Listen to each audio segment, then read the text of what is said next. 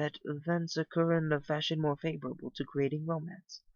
Certainly you've encountered both of these situations on numerous occasions in the field. Ditsy nodded. Well, then that's your answer, Candyfloss announced.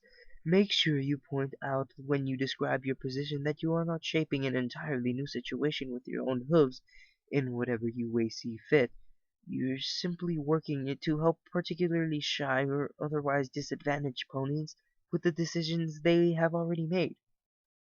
Do that, and your point is made, while the concept of true love remains impossible to tamper with.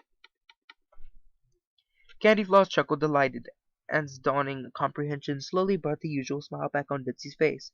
Breeze looked impressed as well. Wow, Doc, the Red Pegasus commented. You sure have a whole way of organizing the whole organization down to a science, don't you know? Absolutely, Candyfloss replied, before turning back to the gray mare.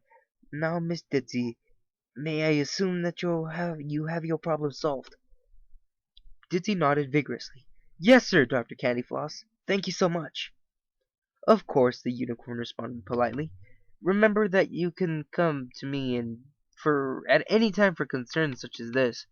Ditsy skipped around the door. Ideas of a clear and simple way to explain everything to Dinky rapidly became construction in the confines of her mind. Breeze glanced back at his boss. Thanks, Candyfloss, he said. Ditsy's been real cut up about it. I'm glad you were finally able to do something about it. Candyfloss just nodded, flashing his enigmatic smile as Breeze turned to follow Ditsy. Excuse me, I had a burp. I just came from eating a bowl of cereal at night. In a world where one eats cereal in the night, one man, one laptop, and a story combine to make fanfiction reading, part 2, in the darkness. Ow. I should not do that. Okay.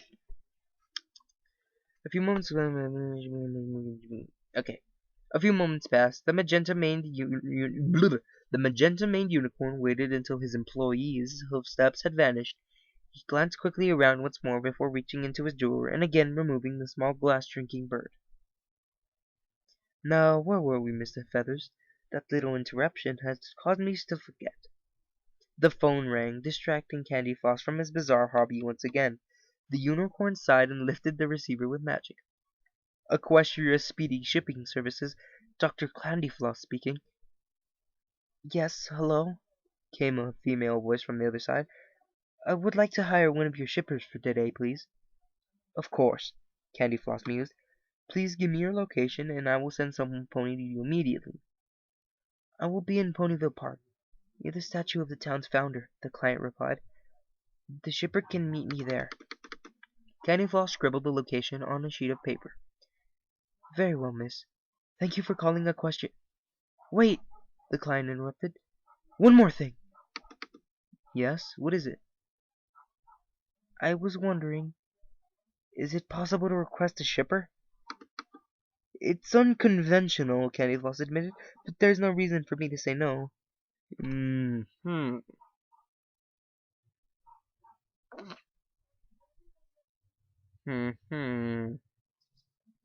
I sense treachery. I think this is Dinky. Then that's not a voice I should be using then. Then perhaps, the client continued slowly, you could send me Ditsy Doo? Absolutely, Candyfloss responded. May I ask who is requesting her? There was a short silence on the other end of the line. Actually, can you not tell her she's been requested? Just pretend it was a coincidence. Candyfloss blinked in surprise. Very well. I shall send Ditsy Doo to your location. Thank you for contacting Equestria Speedy Shipping Services. The unicorn hung up the phone and moved his hoof to the intercom button, mildly curious as to what type of assignment one of his best employees was about to receive. Miss Ditsy Doo, please return to my office. It's time for today's assignment. Ditsy hummed contentedly at herself as she floated over Ponyville, finally able to enjoy the beautiful day as much as any pony else. The mare felt ready to tackle almost any assignment now that she was so worried about her daughter. Tucking her wings at her sides, Ditsy dove down into the park and quickly made her way to the large statue, which was easily visible even with her bad eyes. It was still early, so the park was quiet. Only a few ponies trotted along the pathways, and no pony at all seemed to be standing in the vicinity of the statue. Confused, Ditsy trotted in a circle around the large structure. "Any pony there?" she called. "I'm from Equestria Speeding Shipping Services. Hello?" "Maybe they're late," Ditsy theorized. The mare sat down on the ground near the statue to wait for her client to arrive. Mm, yeah? I don't... Is it like a yeah? Or is it like a yeah? Or is it like a yeah? I don't know.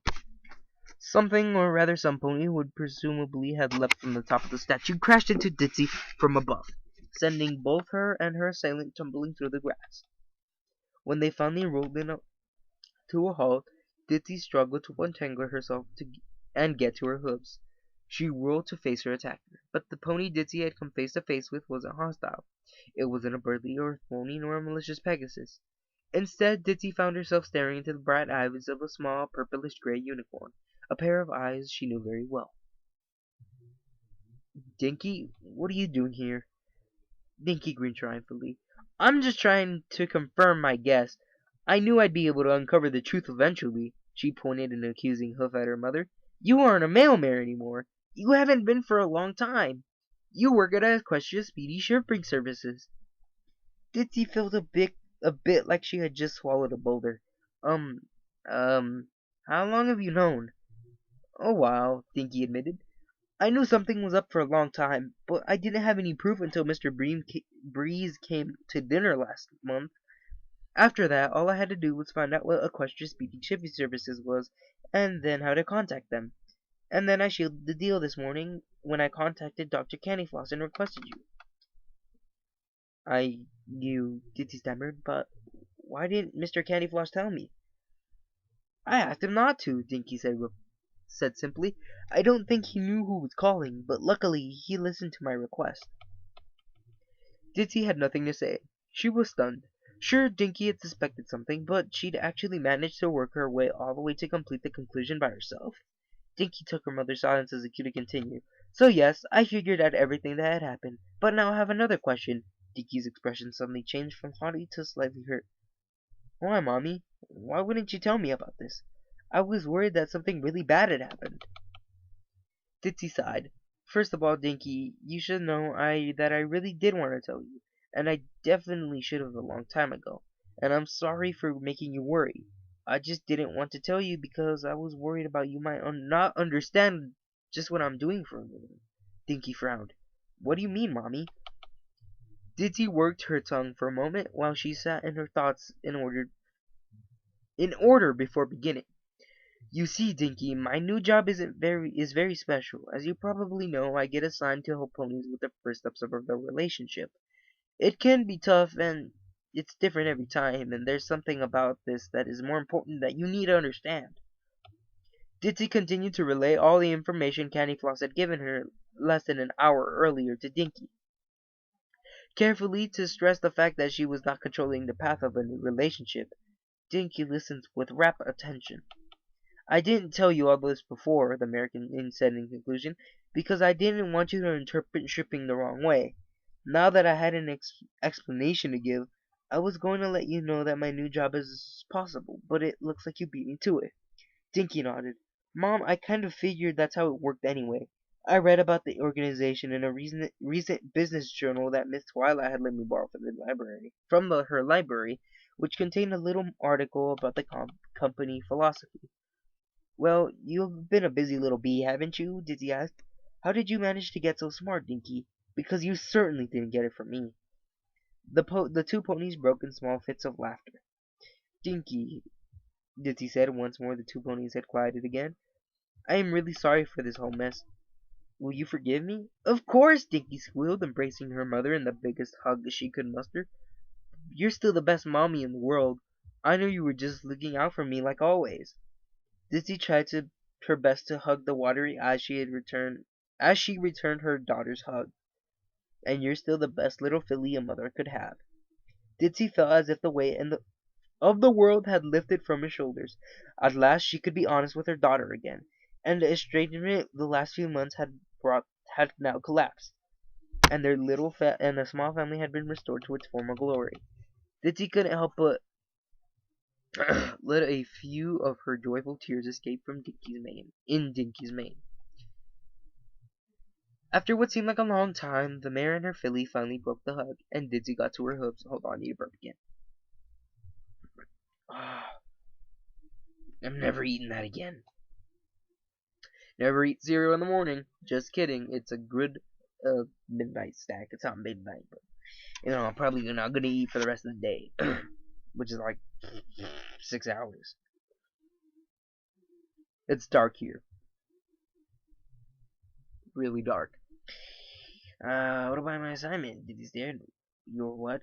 My assignment? Oh God, think you want an assignment? I didn't just call Speedy a question Speedy shipping service to get to the bottom of the mystery. I have a shipping request too. What? What? Dinky shook her head. Mom, didn't you just get through telling me that shipping isn't such a big deal? There's a colt in my class that I like, and I could probably just talk to him myself if I had to, but I thought I'd do this anyway, just to see what it's like. But like you said, it's gonna happen anyways. Fail. Ditsy realized that her daughter, as usual, was right, and there really was no reason for Dinky not to hire a shipper if she wanted one. And what better way to assure that she got a type of quality service Ditsy wanted for her than do it herself? Okay, she agreed finally. I'll do it. Where can we find this colt? That's easy, Dinky announced. The country fair is opening today, just outside of town. Nearly